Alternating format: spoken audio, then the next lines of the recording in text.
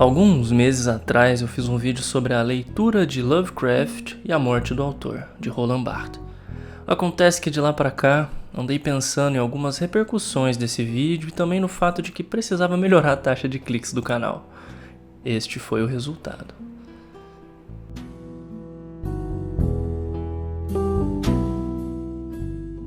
Alô! Seja bem-vinda, bem-vindo ao meu canal, onde hoje, de uma vez por todas, vamos cancelar J.K. Rowling. Opa, pera, na verdade não. A gente vai continuar a discussão sobre pensamento crítico, diálogo e principalmente formalizar o que eu chamo de argumento emocional. E porque ele não só é válido, mas frequentemente até mais legítimo do que o próprio argumento racional. Contextualizando a obra, eu não sei se você sabe, mas nós ainda vivemos na época da transfobia. Ela praticamente acabou de ser inventada. E eu não tô aqui pra discutir isso, porque honestamente, não sei se você já olhou pra minha cara. Mas eu não acho que seria sensato eu vir aqui e discutir sobre algo que não verdadeiramente faz parte do meu dia a dia e sobre o que eu não li nem sequer um livro. Isso tá entre o que eu gostaria de falar num formato de entrevistas, que eu tenho pensado aí pro futuro, então já me diz nos comentários se isso te interessa. Agora, bora seguir em frente. Você me ouve aqui dizendo, seja bem-vinda, bem-vindo, porque eu quero que você se sinta bem, se sinta acolhida, acolhido. E não digo só assistir os vídeos, mas eu realmente quero o seu bem, ora bola. Dito isso, quero construir a coisa toda do argumento emocional a partir de um degrau mais visceral, de algo facilmente compreensível, universal. Então vamos começar com a ideia de gatilhos, tudo bem? Gatilhos são basicamente tópicos ou temas sensíveis para algumas pessoas que podem, atenção ao verbo, desengatilhar reações muitas vezes percebidas como desproporcionais. Vamos usar essa palavra por enquanto, mas segura na minha mão, vai ficar tudo bem. Ok, acontece que como tudo que poderia ser relevante, os gatilhos como conceito caíram um pouco no exagero da cultura twitteira, como sempre, mas é algo realmente importante a considerar. Porque diz respeito justamente às experiências subjetivas de cada pessoa. Subjetivo é de cada pessoa, mas beleza. E não há nada mais humano do que isso. Talvez a guerra, mas a gente deixa abaixo. Talvez você conheça alguém que sofreu algum acidente e parou de dirigir, ou que tenha perdido uma gestação, ou que tenha perdido uma pessoa querida de uma forma trágica. O que infelizmente aconteceu comigo esse ano. Tudo isso faz parte da vida, mas não quer dizer que o mundo vai parar para perguntar se você está bem, ou para se preocupar com a maneira como você se sente. A gente sabe bem. E tudo bem, as pautas existem e é realmente importante que sejam discutidas, inclusive e especialmente as mais sensíveis. O que acontece é que hoje se espera uma reação imediata, uma opinião, algum engajamento de todas as partes. E é aí que mora o perigo. Tá bom, Lucas, mas o que isso tem a ver com a J.K. Rowling? Você falou de gatilhos, tragédias pessoais e twitters. Quando é que a gente cancela essa maldita? Ah, vai, tá bom, já que você insiste. Brincadeira. É óbvio que não tô aqui pra cancelar a JK. Se é que isso seja verdadeiramente possível, porque a minha impressão é que todo cancelado cai pra cima. Mas acho que já temos o suficiente para combinar os elementos e adicionar o elemento X.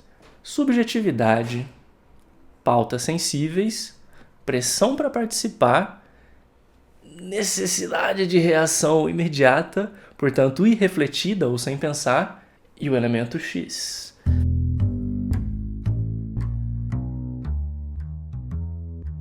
Tendo essa silhueta bem delineada, acho que fica um pouco mais claro o que chama aqui de argumento emocional, né? Algo que você tem por certeza no seu âmago. É algo muito mais próximo a uma reação visceral do que de uma justificativa racionalizada posteriormente. O que não quer dizer que todo argumento emocional esteja certo. Mas o ponto aqui é justamente que mesmo errado, entre aspas, ele não é jamais injustificável. E aí entram questões como: é óbvio que a guerra vai me trazer repulsa e eu, você e o Zubumafu seremos contra ela. Mas racionalizando, é preciso aceitar que, querendo ou não, a guerra é uma característica praticamente indissociável da história humana, em qualquer tempo e em qualquer lugar. O que, mais uma vez, não justificaria obrigar um veterano de guerra a reviver as suas lembranças através de um filme romantizado ou que reduza aquilo que ele sentiu. Obviamente, já que um filme não tem como ser a experiência da guerra em si, mas um simulacro, uma representação. Daí, o próprio fato de que a repulsa que algumas pessoas têm com alguns temas específicos pode ser justamente o que chamamos de argumento emocional. Como já me disseram nos comentários desse vídeo aqui, a coisa da JK vai além dela argumentar sobre o que é ser mulher e coisas do tipo. Eu, sinceramente, não me importo com a obra dela porque eu nunca gostei. Mas eu me importo com o tema porque eu gosto de muitas pessoas que gostam, ou até então ao menos gostavam, da obra dela. E esse conflito é muito verdadeiro e, por mais que seja triste, muito bonito. Ele envolve um amor à obra, ou seja, uma forte emoção, e uma repulsa às opiniões de sua criadora. Tudo aí é emoção, tudo que é sentido aí é verdadeiro, de ambos os lados. E não há argumento lógico que vá destituí-los de, não diria aqui razão, mas de seu valor. Sim, o que você sente tem valor. A própria arte pode ser entendida muitas vezes como a partilha da sua sensibilidade, de uma parte de si, de uma troca de emoções, sejam elas afetos ou desafetos. E onde entra aqui a dona JK? Bom, no fato de que, independentemente da teoria literária, da filosofia e da separação entre autora e obra, ninguém é obrigado a verdadeiramente viver de acordo com a teoria. As pessoas têm, sim, o direito de rejeitar a autora. E sem motivo. Talvez não constitucionalmente, em muitos outros casos, mas é assim que a humanidade sempre foi. Desde os exilados da antiguidade às, abre aspas, bruxas de Salem, até o infeliz do monarca, né, se a gente quiser um exemplo tupiniquim. Com ou sem razão, isso está fadado a acontecer. É um pouco triste, mas nesse sentido, o ódio une em detrimento de uma ou outra exclusão.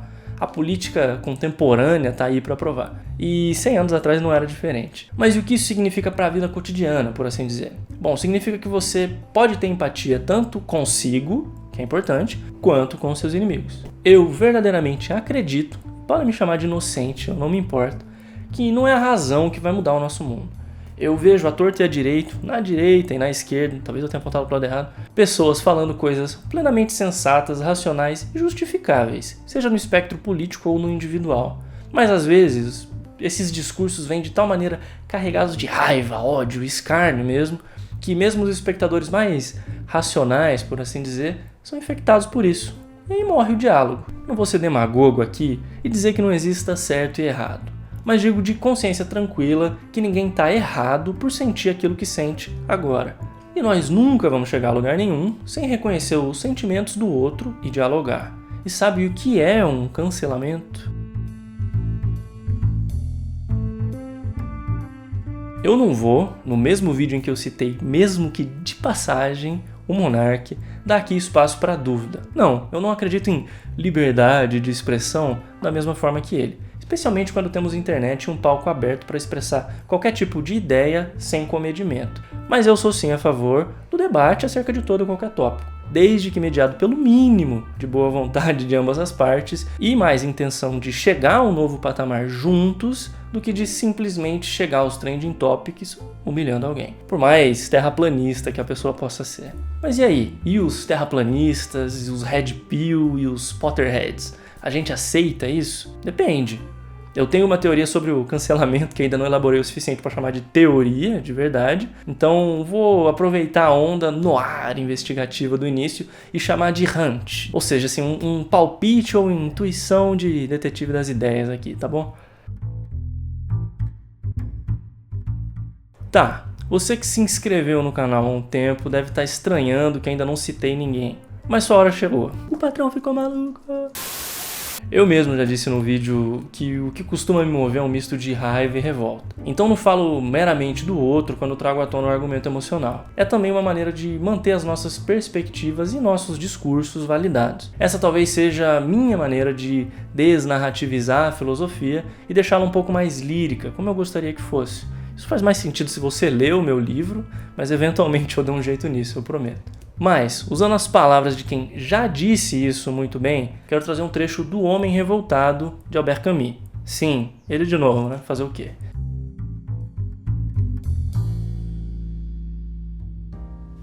O verdadeiro drama do pensamento revoltado finalmente se revela. Para existir, o homem deve revoltar-se, mas sua revolta deve respeitar o limite que ela descobre em si própria e no qual os homens, ao se unirem, começam a existir. O pensamento revoltado não pode, portanto, privar-se da memória. Ele é uma tensão perpétua. E, no final da página, eu me revolto, logo existimos. Nesse livro, Camus, ferrenho opositor à direita nazista, chega inclusive a mencionar a racionalização do nazismo que o Ernst Junger é capaz de tecer a partir de Nietzsche. É um livro sobre temas sensíveis que traz à luz quão não científicos são o nazismo, a religião, o socialismo e a própria experiência humana. Então, sociedade revoltada que somos, se cancelamos alguém, temos ali sua finalidade, sua finitude e seu fim. Para seguirmos em frente, ainda nas palavras de Camus, o fim justifica os meios? É possível, mas quem justifica o fim? A esta questão, que o pensamento histórico deixa pendente, a revolta responde: os meios. E veja como é curioso. Na história, costumamos trazer de volta os nomes dos maus e a obra dos bons. Os fins e os meios? Vale pensar. Antes de partirmos, eu não gosto de encerrar assim tão abruptamente, e também sem dar mais do que eu tirei. Portanto, quero tecer aqui uma definição temporária e colaborativa do argumento emocional e deixar claro que ele não é uma licença para odiar, tanto quanto é, na sua essência, o reconhecimento de que somos capazes de amar. Com a ajuda de Jacques Rancière, que mencionei rapidamente nesse vídeo aqui, quero deixar uma reflexão. Então, na partilha do sensível, esse livrinho simpaticíssimo aqui, Rancière diz assim: a política e a arte, tanto quanto os saberes, constroem ficções, isto é, rearranjos materiais dos signos e das imagens, das relações entre o que se vê e o que se diz, entre o que se faz e o que se pode fazer. Os enunciados políticos ou literários fazem efeito no real, definem modelos de palavra ou de ação, mas também regimes de intensidade sensível. O homem é um animal político porque é um animal literário, que se deixa desviar de sua destinação natural pelo poder das palavras. Portanto, se você tinha dúvida de por que me recuso a falar mal das coisas aqui no canal, tá aí a sua resposta. E se você ainda tem dúvida se devemos ou não cancelar J.K. Rowling, tudo que posso te dizer é que, independentemente da sua decisão e do argumento que você escolha, ou do argumento que escolha você, eu estarei aqui para tentar, através da palavra, te ajudar a recuperar o que a gente perdeu pelo caminho. Bom, eu sou o Lucas e se você gosta de vídeos como esse, deixa um like e se inscreve no canal. Eu geralmente diria, indica esse vídeo para mais 2 pessoas, que isso e aquilo, mas nesse, realmente a minha vontade é que você divida com quantas puder e achar que cabe, sei lá. Compartilhe esse vídeo com outras pessoas que estão realmente sentidas com essa situação toda, que talvez tenham, sei lá, Harry Potter como um pilar formativo ali na vida delas e que realmente estão sem saber o que fazer com isso agora. Ainda mais com uma super produção e série do Harry Potter vindo aí em breve. Sei que às vezes eu brinco demais aqui nessa parte, mas não tenho como expressar em palavras, de verdade, o quanto me ajudam aqui essas recomendações que vocês fazem. E não se preocupem se as pessoas a quem você recomendar não gostarem ou também não começarem a assistir. É igual recomendar livro e filme. Cada pessoa está vivendo um momento diferente, a gente tem que respeitar. E eu agradeço de verdade a quem compartilha, indica, comenta e realmente participa das discussões e dos vídeos aqui comigo. Bom, muito obrigado mesmo pela sua audiência. Esses vídeos vêm sendo um prazer imenso de produzir e cada comentário, like, inscrição faz o meu dia de verdade. Então, muito obrigado de coração. Se quiser ler uns textos meus, algumlucas.com. E se você quiser repensar um pouco o seu consumo de livros, eu te indico esse vídeo aqui. E se você quiser ler um pouco mais para dar conta de ler tudo que está na sua lista, eu deixo esse vídeo aqui embaixo. Tchau!